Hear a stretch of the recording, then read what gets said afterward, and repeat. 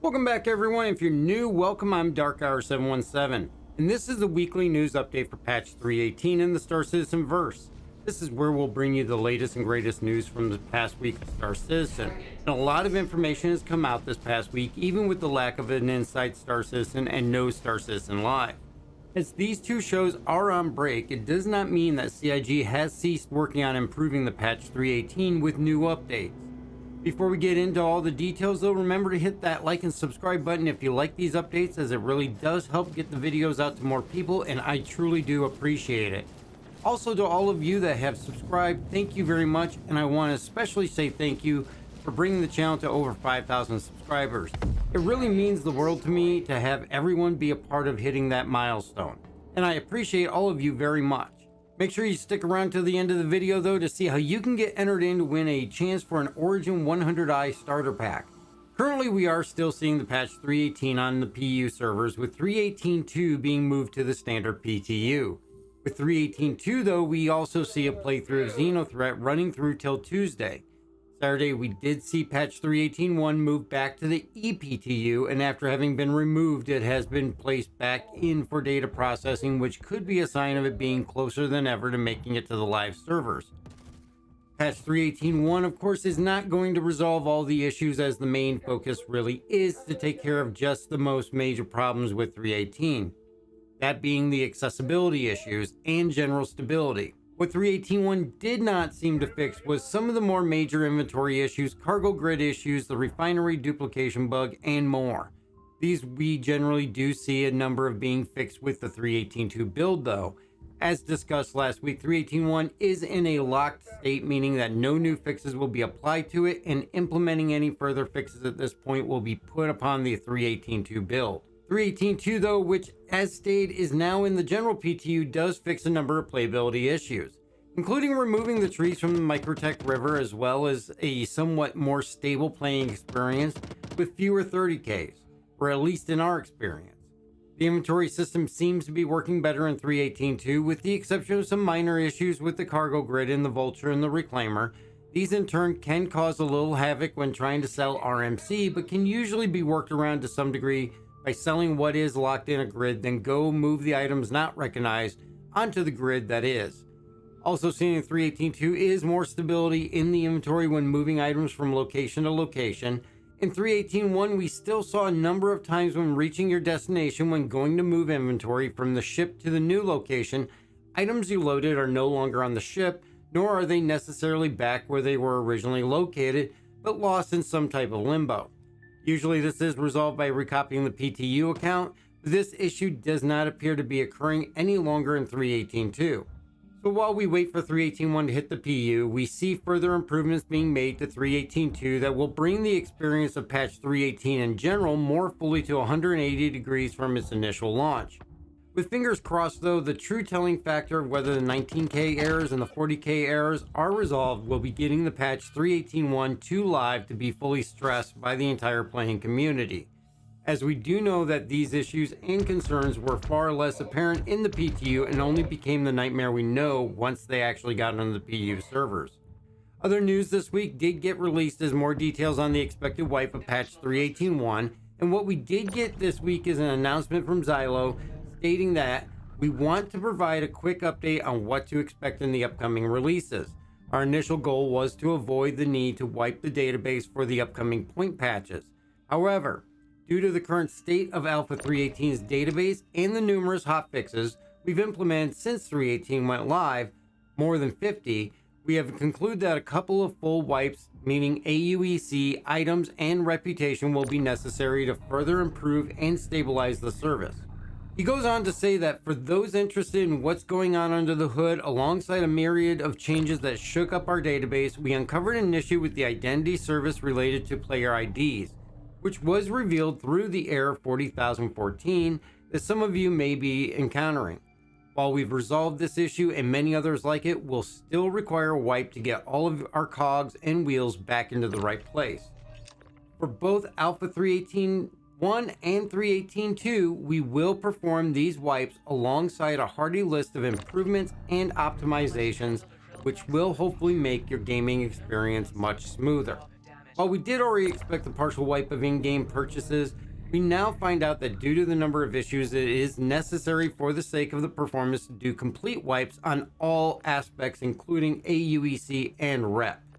Historically, since the implementation of persistence, CIG has had the perspective that wipes would only occur when absolutely necessary. And though it seems that they've become more frequent lately, as after persistence, it was 18 months before the first wipe occurred, but almost each major patch since then has had one. And now there are multiple through 3.18. While many may get frustrated with this, the patches we are seeing now are massive in the scope of what they are bringing in and what effects that they have on the verse.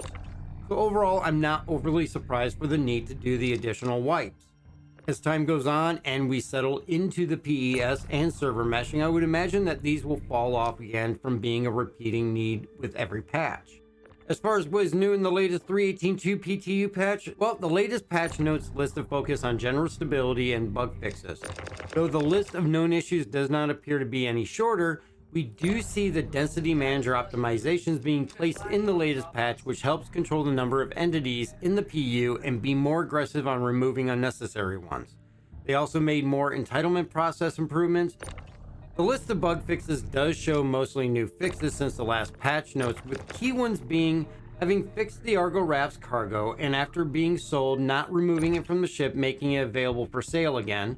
They also fixed the melting or upgrading of a ship while the player is bedlogged in it, and the fact that it would put a player in a bad state and causing an error 30,018. And for Xeno Threat, they fixed the Zeta Prolonite salvage claim and the fact that not all the cargo boxes are spawning in for players to retrieve. And at New Deal, they fixed the fact that the rental kiosks for New Deal and Vantage were missing. They also fixed the fact that players were unable to scan mining deposits.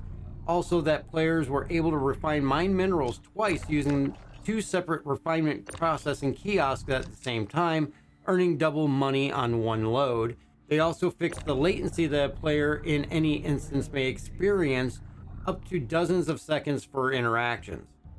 And there's actually more on top of that, though a link will be in the description to see the full list. So we do see a number of improvements. So with data processing now the key goal with 3.18.1, I'm truly hoping that we're going to see this finally hit the PU this week and we can move forward to the continued improvements we are seeing in 3.18.2. In regard to the entity density, there is a link from Wikipedia requesting input on feedback, discussions, screenshots, and videos of areas in the PU that you believe are struggling because of too much clutter. A link to the post will be in the description as well if you'd like to contribute to that. Other news this week, we did get a chance to play through the Xenothreat Dynamic event, and this was a blast and also was running very smoothly. Being able to move efficiently through the phases with little to no delay, the event played through with little or no issues. We did see some desync and lag at times, though not overly heavy. It was highly enjoyable and easy to play. Now this again needs to be taken with a grain of salt, as the PTU servers still are not pushing the traffic levels of the PU, so with lower player counts, it is not surprising to be running so smoothly. The real test is going to be how is it going to translate over to the PU when 3.18.2 is eventually pushed to the live servers. All interested in playing through the dynamic event can do so through Tuesday though, and I definitely recommend you give it a try. This week we've also seen the roadmap roundup, and for this newest edition we see several 3.19 features being listed for the release view. This includes the tractor beam attach and detach, which allows players to attach and remove items from ships as seen in the Inside Star Citizen. And the new player experience feature is now in release view to assist new players through the first 30 minutes of gameplay. New missions for both salvaging and Ghost Hollow with PvP missions are in the release view, providing for additional content. And of course, the new Lorville 2.0 is in release view for 3.19 with the rework of the city slated to make its debut. After that, we also get the monthly Star Citizen PU report where they list and go over all the previous month's work in a detailed format. We also will see the Squadron 42 monthly report reach the RSI website this coming Wednesday. These extensive reports are long and go into detail as to the work that teams have been putting into the different areas of the game's development.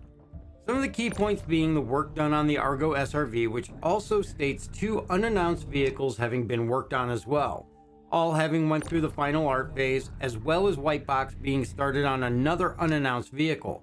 We also see work being done to bring the Freelancer up to date with its component bays. Graybox is also completed on another vehicle that is not named, as well as the ongoing Graybox on the Santok Yai.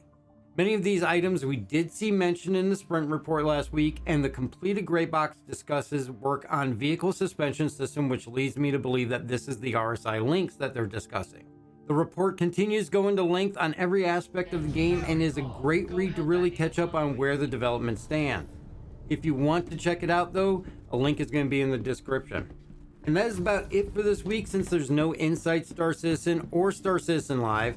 But make sure to tune in to the Atmo Esports System 7 race on Saturday the 15th on Twitch, either through the Dark Hour 717 channel or Atmo Esports' own Twitch channel, to catch the next race in the series, where this coming week will be racing across Microtech, very possibly in the Canyon River Chaos, or most likely in the Tundra Dash. That's all going to be dependent on the state of 3.18.2 PTU and whether it launches to the live servers. The race will actually begin at 4 p.m. Eastern Standard Time over on Twitch. You can also get an entry in for our monthly giveaway this month of an Origin 100i starter pack by subscribing here and commenting on any video, or head over to Twitch and give a follow. The winner will be drawn on May 1st. If you do want to help support the channel, then check out the merch store, or you can hit that join button above and become a member. Thank you so much for checking out the video, and again, I thank everyone for helping the channel past the 5,000 subscriber mark. You guys are all awesome, and I cannot express my gratitude enough. Please be sure to be safe out there, and we will hopefully catch you in the verse.